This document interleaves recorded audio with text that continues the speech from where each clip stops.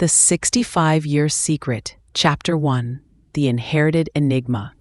The old farmhouse stood on a windswept bluff overlooking the rugged Maine coastline, a stoic sentinel against the relentless Atlantic gales. Its weathered gray shingles and peeling white trim spoke of a century of resilience, mirroring the quiet strength of its last occupant, Elias Vance.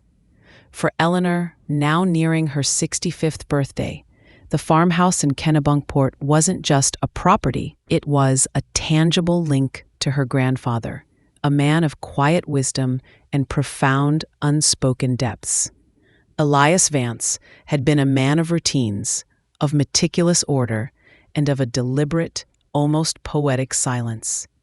A retired lighthouse keeper, his life had been marked by the rhythmic clang of the bell buoy, the solitary gleam of the lantern, and the endless expanse of the churning sea. He had passed away peacefully in his sleep 5 years ago, leaving behind a legacy of integrity, a surprisingly vast collection of maritime artifacts, and a peculiar instruction in his will. Eleanor, Elias's only grandchild, had been named the sole heir to the farmhouse and its contents. The will, read by a dry, elderly lawyer in a stuffy Portland office, contained a single, unusual clause.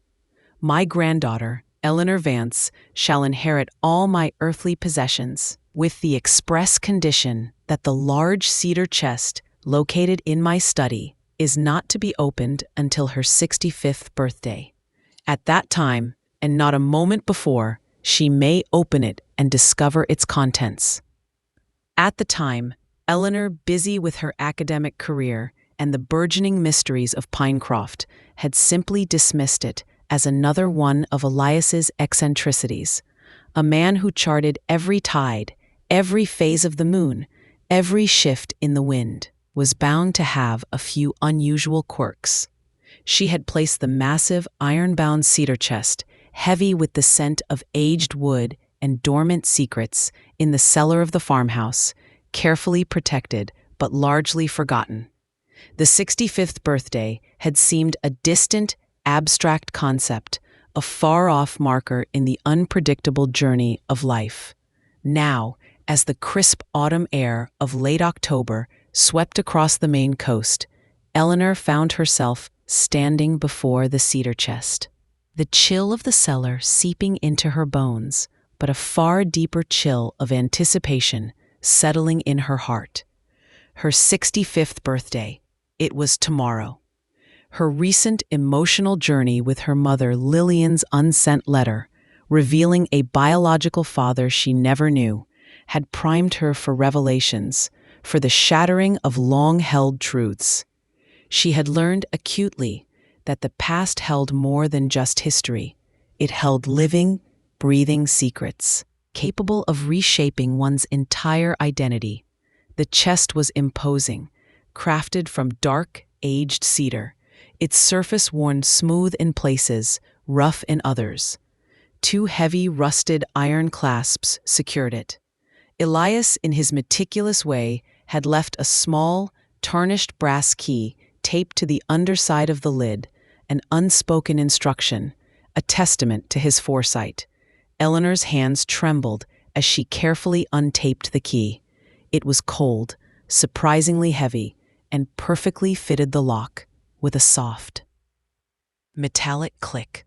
The clasp sprang open, releasing a faint, almost ghostly scent of old wood, dust, and something else, something faintly sweet, like dried flowers, yet tinged with the metallic tang of something else, something she couldn't quite place.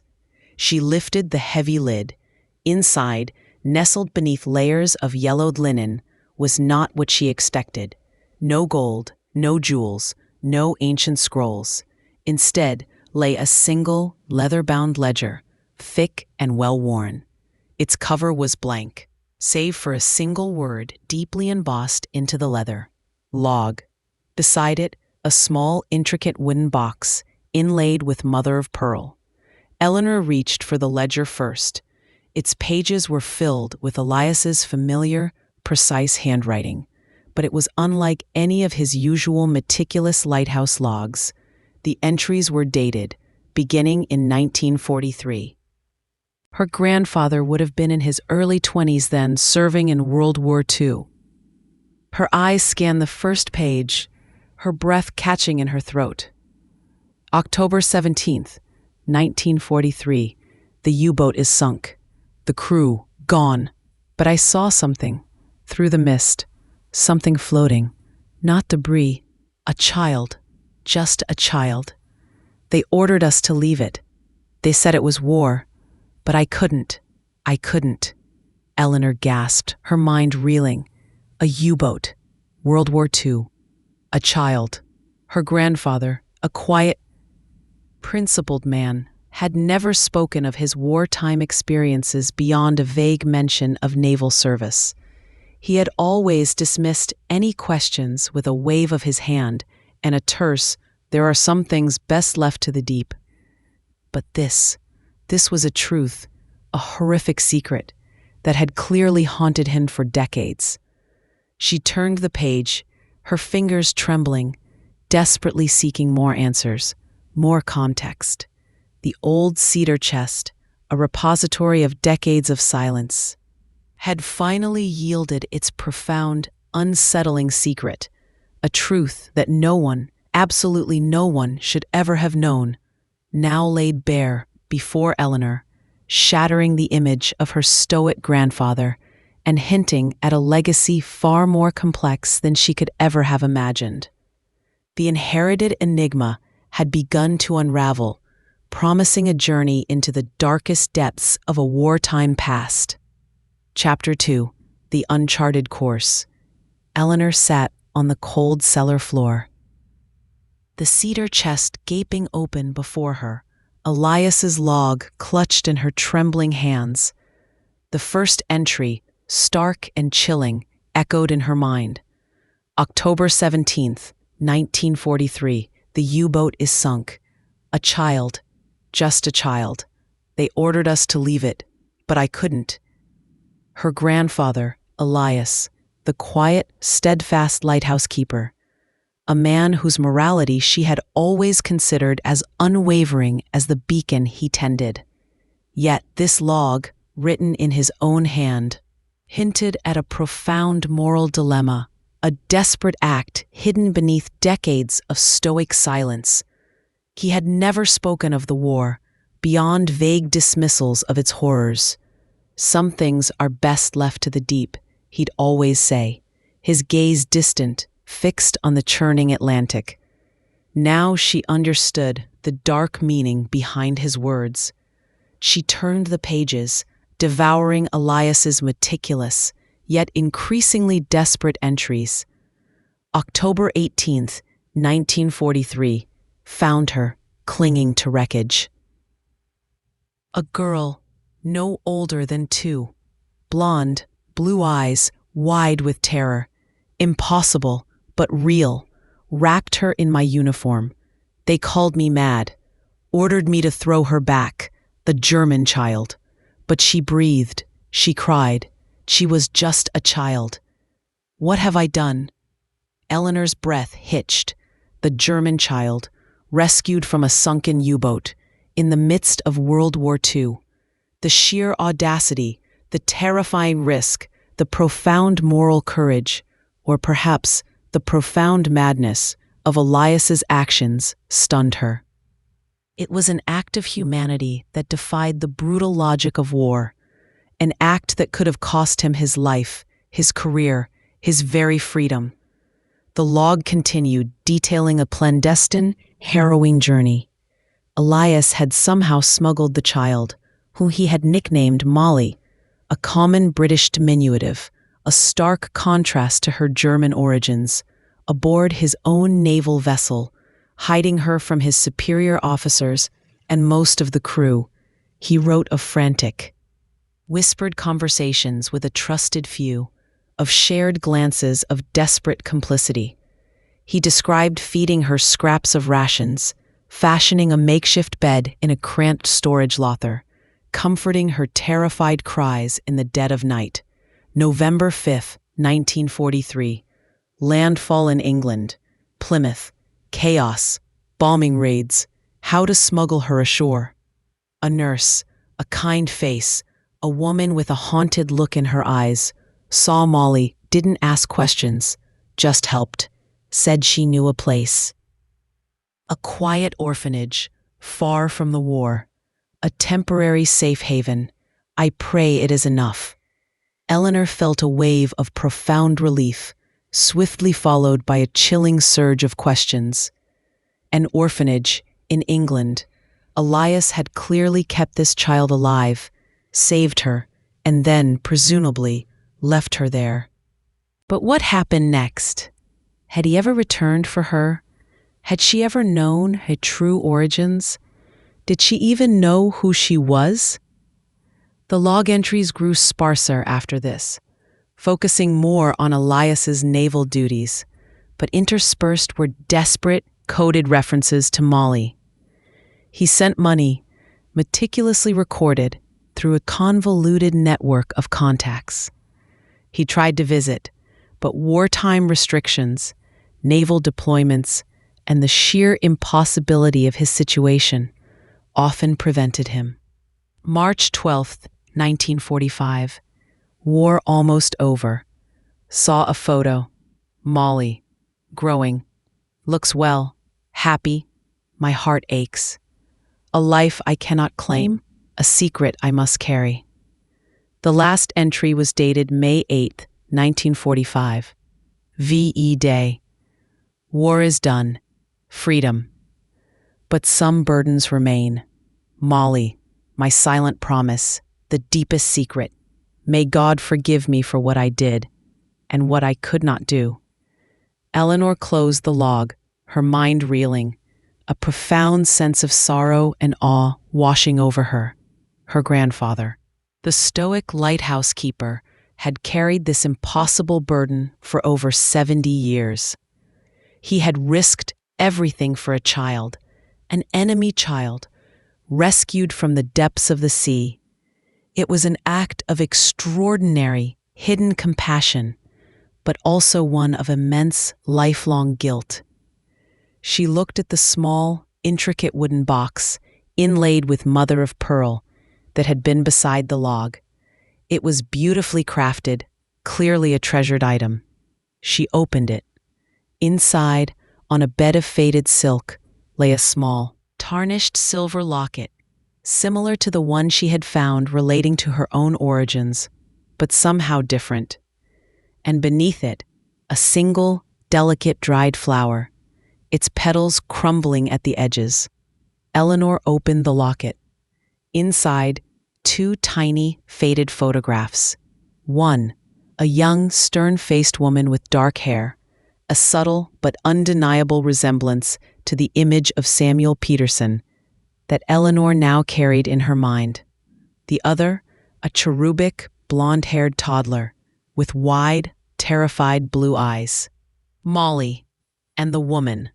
Could she be Molly's mother, Samuel Peterson's wife, the journalist's family? The connection was dizzying, terrifying, yet profoundly compelling. Elias had rescued a child, a German child. But the photograph of the woman in the locket, it was German, yet strikingly similar to a face that was now, unexpectedly, part of Eleanor's own biological lineage.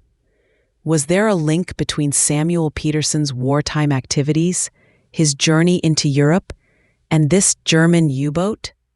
This felt like a dangerous, uncharted course, a deeper dive into the treacherous waters of wartime secrets, the truth no one should have known, now resting in Eleanor's hands, waiting to be unraveled, promising a collision of histories.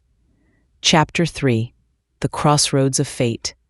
Eleanor sat on the cellar floor, the log and the small wooden box spread around her, the air thick with the dust of ages and the weight of impossible truths.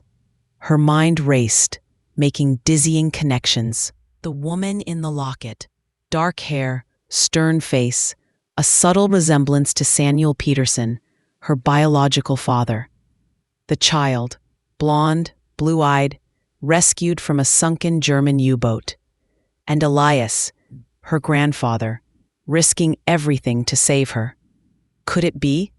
Could there be a connection between Samuel Peterson, the American journalist working for the OSS, and this German family on a U-boat?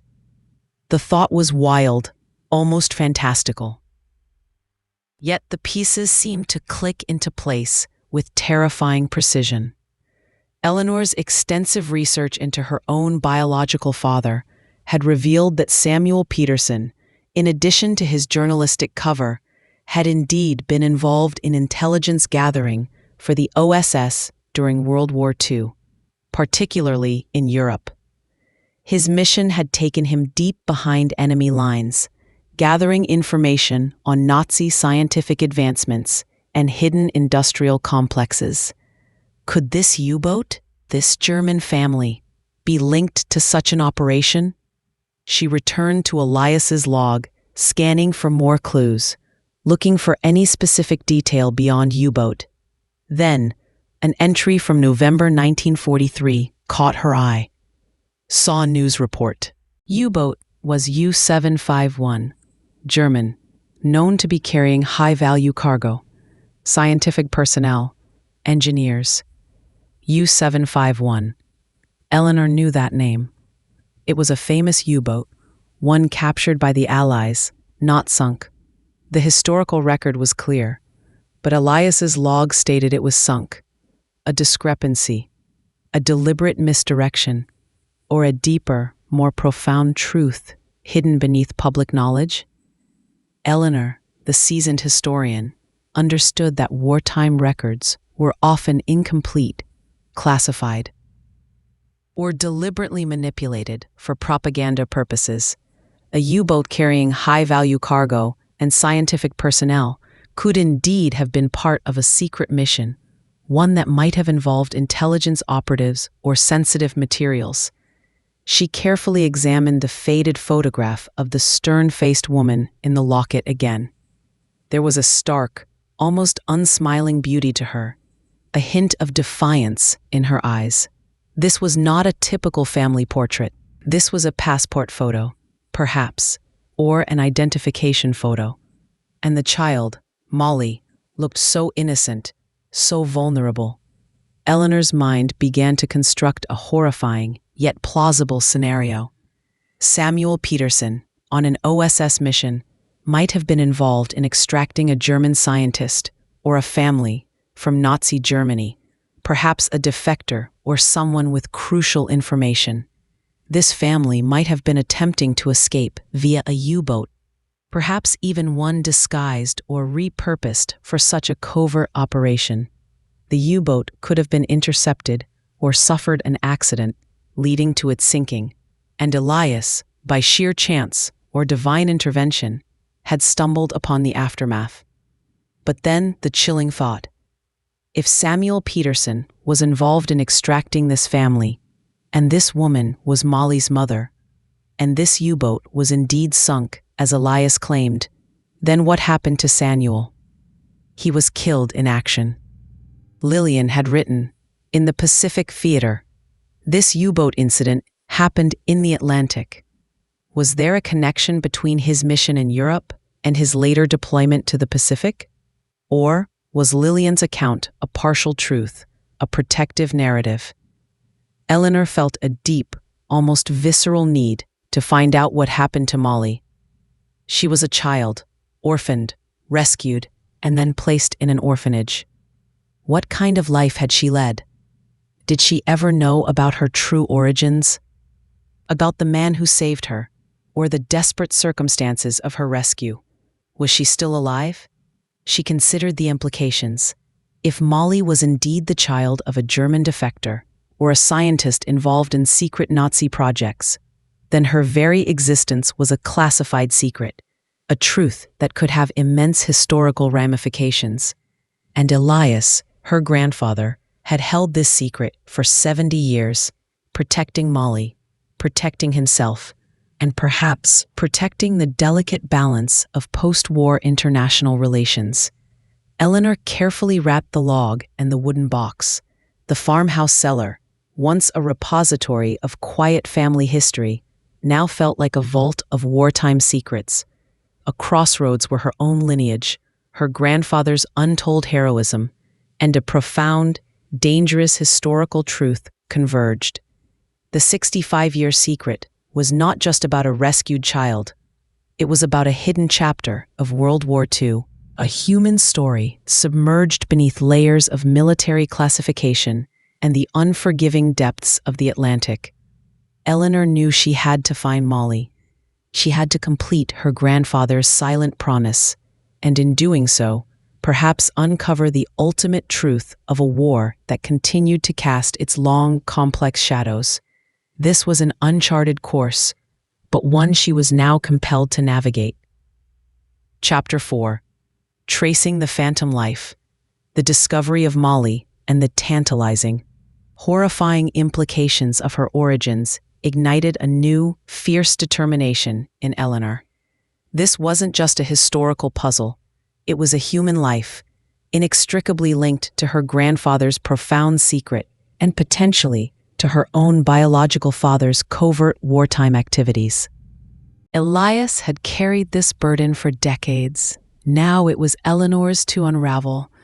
Her first step was to corroborate Elias's log entries. Using her formidable research skills, honed over decades of academic work, Eleanor delved into World War II naval archives, declassified intelligence reports, and obscure historical societies. She searched for mentions of U-571, not just its capture, but any anomalous reports of its supposed sinking, or any other U-boat incidents in the Atlantic around October 1943 that might have involved high-value cargo or scientific personnel. She found nothing conclusive in public records. The official narrative of U-571's capture remained unchallenged. This only deepened her suspicion that Elias had encountered a deeply classified event, one purposefully erased or disguised from public view. Next, she focused on Molly. Elias's log mentioned a nurse in Plymouth, England, and a quiet orphanage. This was a fragile lead, but a starting point. Eleanor immersed herself in British wartime records, cross-referencing orphanages in and around Plymouth, looking for any child admissions in late 1943 or early 1944 that matched Molly's description: blonde, blue-eyed, approximately 2 years old, with no discernible family history. The task was daunting. Wartime records were often chaotic, incomplete, or destroyed by bombing. Orphanages were overwhelmed, their records haphazard. But Eleanor was relentless. She spent weeks poring over microfilm, scanning digitized documents, sending inquiries to obscure historical societies. Finally, after countless dead ends, she found a cryptic reference in a partially burned ledger from a small, privately run orphanage outside Plymouth called St. Jude's Home for War Orphans. An entry dated December 1st, 1943. Female child, apex 2 years old, found wandering near docks, no identification. Blonde, blue eyes, called Lily by staff after finding her in the Lily's garden. Appears German. Health, fair. No family located. Lily. The description matched Molly, even the age and appearance. The name Lily could easily have been a placeholder or a misinterpretation of a distressed child's babbling. And found wandering near docks was a convenient cover story for a child smuggled ashore. This was it. This was Molly. Eleanor then meticulously traced Molly's life through the orphanage records.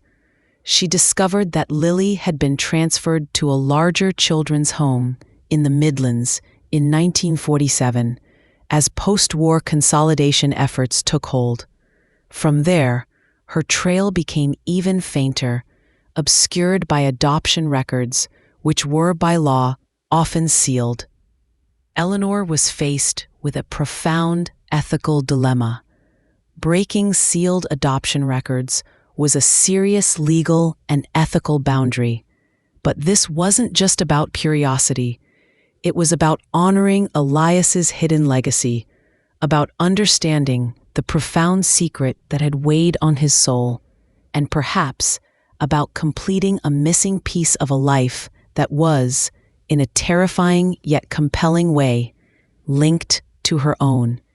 She decided to approach the adoption agency not with demands, but with a carefully constructed, compelling narrative.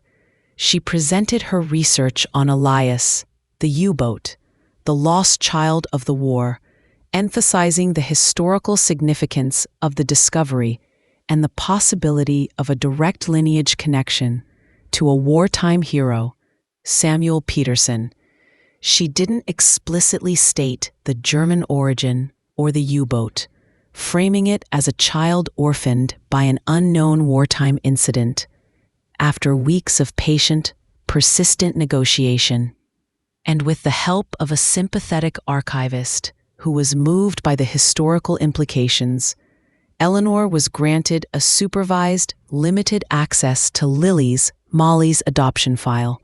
The information was redacted, but enough remained to provide a crucial lead.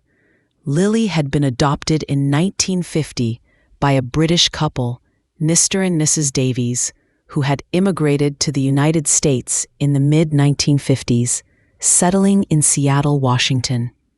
She had been given a new name, Lillian Davies. Lillian, the same name as her own mother. The coincidence sent a chill down Eleanor's spine. The thread was growing impossibly intricate, impossibly personal. Eleanor found a marriage record for Lillian Davies in Seattle, dated 1970. She had married a man named George Thompson. A quick search of public records revealed a recent obituary for Lillian Thompson, aged 80, in Seattle.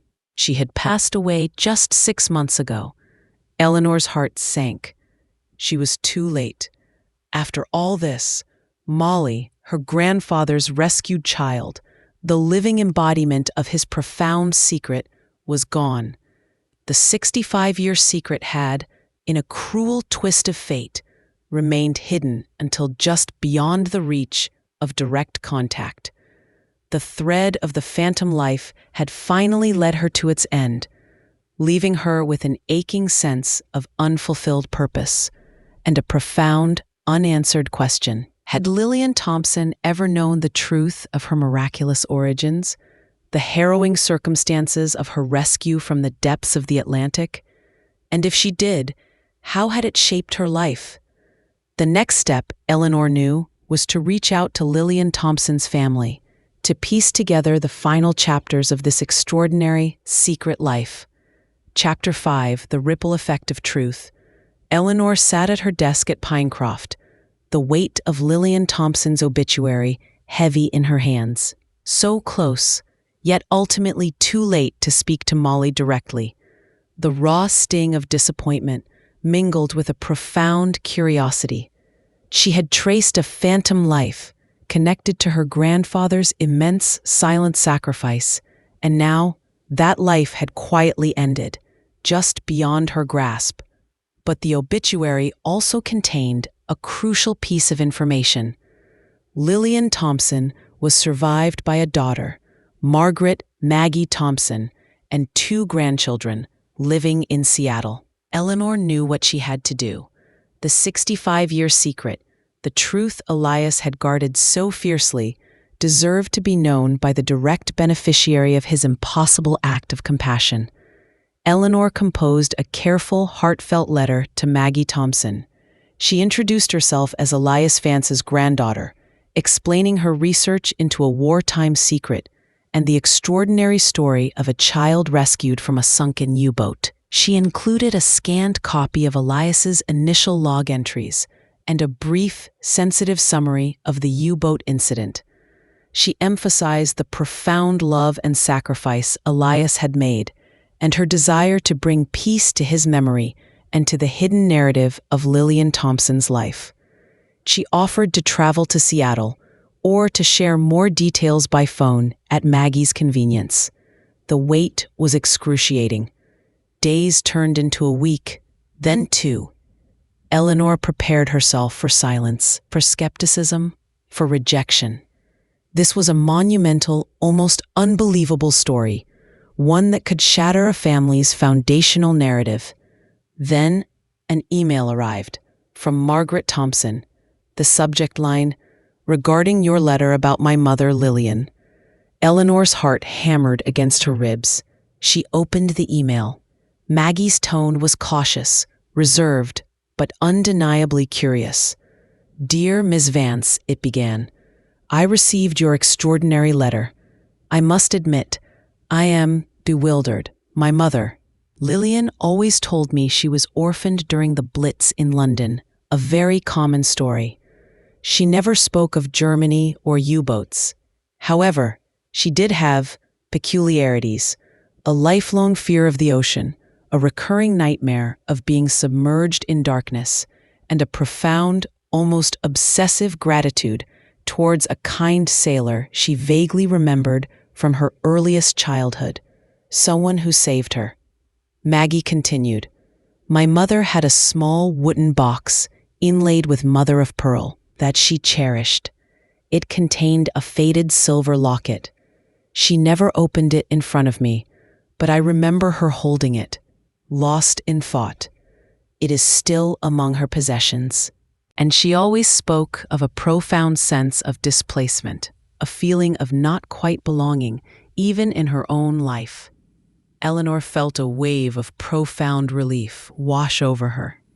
Maggie's words, the details about the box, the locket, the kind sailor, the fear of the ocean, they were all corroborating pieces of Elias's log, echoes of Molly's hidden trauma. Lillian Thompson, it seemed, had carried the echoes of her true origins, even if the precise details had been lost to her conscious memory or deliberately suppressed. Maggie, in a rare moment of vulnerability, ended her email. "Miss Vance, if what you say is true, it would explain so much. I would be honored if you would come to Seattle. I want to hear this truth. I believe my mother, somewhere in her soul, wanted it to be known." Eleanor booked her flight to Seattle the very next day. Upon her arrival, Eleanor was met by Maggie Thompson, a woman in her late 50s, with her mother's same bright, observant eyes, tinged with a quiet skepticism that Eleanor understood well. They sat in Maggie's living room, surrounded by family photos, a lifetime of memories that were about to be irrevocably altered. Eleanor began to tell the story, slowly, meticulously, starting with Elias's unusual will, the cedar chest, and then the chilling first entry in his log. She read excerpts, holding up the faded photographs of Samuel Peterson and the stern-faced woman in the locket, then the image of the blonde toddler, Molly. She explained her research, the U-boat's true identity, the desperate rescue, the orphanage, and the life Elias had built around his impossible secret.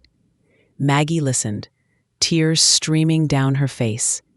She held her mother's wooden box, now understood to be the very one Elias had also kept. She opened the locket, seeing her own mother as a terrified toddler, and next to her, the stern-faced woman, her own biological grandmother, previously unknown. "My mother, she was German," Maggie whispered, a profound sense of shock and wonder in her voice. "And my grandfather, the German scientist perhaps, on a secret mission? My biological father, he was a hero who saved her from the depths of the sea. And this woman?" She pointed to the photo of the stern-faced woman in the locket. "My grandmother, lost in the war, just like my grandfather, Samuel Peterson." Eleanor, recognizing the connection, explained her own biological father's story. Samuel Peterson's role in the OSS, his potential involvement in European intelligence. The possibility that the stern-faced woman in the locket might be connected to Samuel Peterson's mission, perhaps as contact, a German defector or a scientist he was trying to extract, suddenly seemed overwhelmingly plausible. The implications were staggering. If the woman was Molly's mother and Samuel Peterson was involved in her extraction, then their fates were tragically intertwined, a hidden thread connecting two unknown sides of Eleanor's family history. The circle was completing in ways she could never have imagined. The 65-year secret had not just been revealed, it had created a profound ripple effect, merging disparate histories, bringing understanding to decades of unspoken pain, and finally, honoring the boundless, hidden compassion of Elias Vance. The journey had been long, but the truth, once uncovered, was a powerful, transformative force, bringing peace and a new sense of belonging to an unexpected family. Chapter 6: The Unveiled Tapestry, the revelation of Elias's extraordinary act of heroism and the true origins of Lillian Thompson, née Molly, sent a profound ripple through Eleanor's life and, subsequently, through Maggie Thompson's. It was a truth so monumental, so deeply personal and historically significant, that it demanded careful integration. Eleanor and Maggie spent days together in Seattle, poring over Elias's log, comparing notes, sharing anecdotes about their respective families. Maggie shared insights into Lillian Thompson's life, her quiet nature, her lifelong dedication to helping others. She had become a nurse, perhaps subconsciously echoing the kindness she received from the nurse in Plymouth. Her subtle anxieties and her profound, almost spiritual connection to the ocean, despite her deep-seated fear of it. It was as if Lillian, in her subconscious, had always carried the echoes of her rescue, the profound trauma of her origins. The stern-faced woman in the locket remained an enigma. Eleanor, with Maggie's permission, took the locket to a specialist who could gently remove the tiny photographs without damaging them. High-resolution scans revealed details previously unseen. A tiny, almost imperceptible inscription on the back of the woman's photo. Dr. Anja Schmidt, Berlin, 1943. And on the back of the child's photo, Helga, Molly, 2 Jahre. Dr. Anja Schmidt. The name resonated with Eleanor's earlier, more cursory research into Samuel Peterson's OSS missions. He had been tasked with gathering intelligence on high-ranking German scientists involved in advanced technological research, particularly in rocketry and atomic fission. Could Dr. Anja Schmidt have been one of these scientists, a defector trying to escape with her child? This would explain the high-value cargo Elias had noted. It would also explain the extreme secrecy, the U-boat's disguised nature, and the desperate clandestine nature of the rescue. Eleanor and Maggie, now bound by this shared extraordinary history, collaborated on further research. They carefully navigated declassified OSS files, German wartime records, and scientific journals from the period. They discovered that a Dr. Anja Schmidt, a brilliant physicist, had indeed vanished from Berlin in late 1943, rumored to have been attempting to defect to the Allies with sensitive information. Her disappearance had been officially attributed to a bombing raid, but whispers in intelligence circles suggested a more complex scenario. The U-571, the one Elias mentioned, while publicly captured later, might have had a sister sub or a diversionary mission, adding to the layers of deception. The pieces fit with chilling precision. Samuel Peterson on an OSS mission, facilitating Dr. Schmidt's defection. The U-boat a clandestine transport, its sinking, a tragic accident, or a covert intercept, leaving only Molly, the child of a brilliant scientist and a wartime secret, to be rescued by Elias. The profound, heartbreaking irony that Eleanor's own biological father and grandfather, two men from completely different worlds, had been unknowingly intertwined in the fate of a single, innocent child. The tapestry of their lives, seemingly disparate, was now revealed to be intricately woven. Eleanor and Maggie decided that this profound truth, while too sensitive for broad public consumption, given the historical implications and the desire to protect the privacy of the living, needed to be documented for their families. They compiled a detailed, meticulously researched account, incorporating Elias's log, Lillian's letter, Samuel Peterson's letters, and their combined research. They titled it The Unveiled Tapestry, a family history of wartime secrets and unseen heroes. It was a private family document, preserved for future generations, a testament to the complexities of history and the extraordinary courage of ordinary people. For Eleanor, the unveiling of this truth brought a profound sense of closure, not just to Elias's 65-year secret, but to the lingering questions of her own biological lineage. She understood now that her inherent drive to uncover hidden narratives, her passion for truth, was not just an academic pursuit. It was an echo of her biological father's journalistic fearlessness, her mother's courageous honesty, and her grandfather's profound, hidden compassion. She was a product of all these remarkable, secretly intertwined threads. The old farmhouse in Kennebunkport, now a place of profound understanding, would remain in the family, a symbol of resilience and the enduring power of hidden stories.